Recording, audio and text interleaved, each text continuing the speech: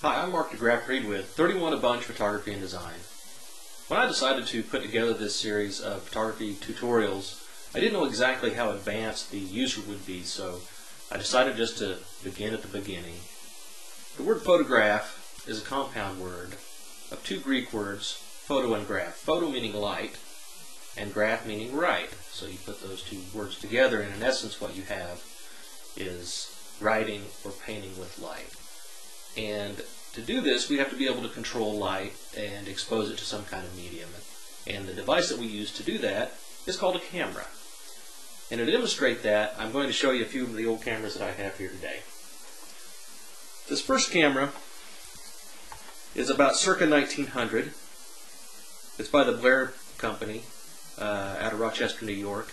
The camera is called the Pocket Primo, and what the Pocket Primo did was it actually exposed onto a glass plate, but it used the same fundamental controls that we still use in photography today.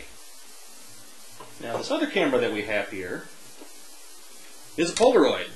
This Polaroid is circa 1950, and the Polaroid exposed the light onto an emulsified piece of paper.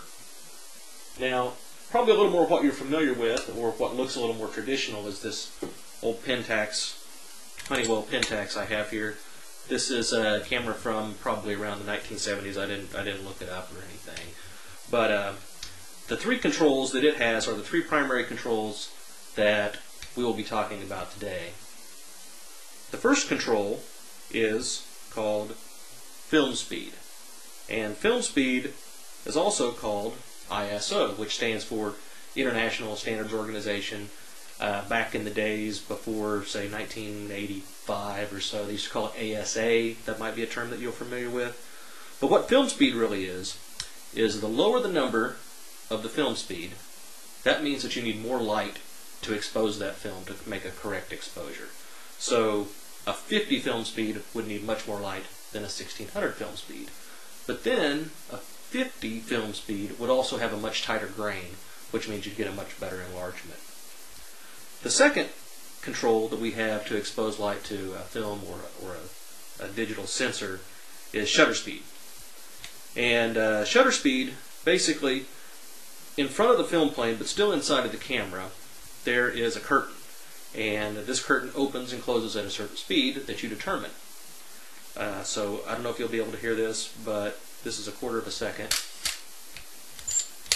And this is a thousandth of a second, the fastest this old Pentax will do.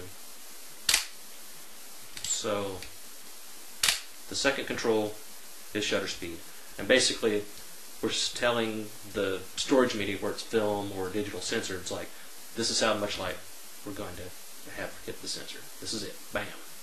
The final control that we have is aperture. And aperture actually does a couple of things, and the primary thing that aperture does is create depth of field, and that's what we're going to speak about in the next lesson. But basically, and well, the old lens cap. I don't know if you'll be able to see this or not. Surely, if you've seen a camera before, SLR camera, you've probably seen these. Inside the lens, there's an iris, and you control this iris through what's called f-stop. Right, that's its measuring technique. The wider the iris, the more light it will allow in. Seems pretty obvious. The tighter the iris, the less light it will allow in. But by allowing more or light in using the iris can dramatically change what happens to the image. So that's the next lesson we'll be talking about, is depth of field. And a couple other lessons we'll be talking about in the very near future are composition and the inverse square theory of light.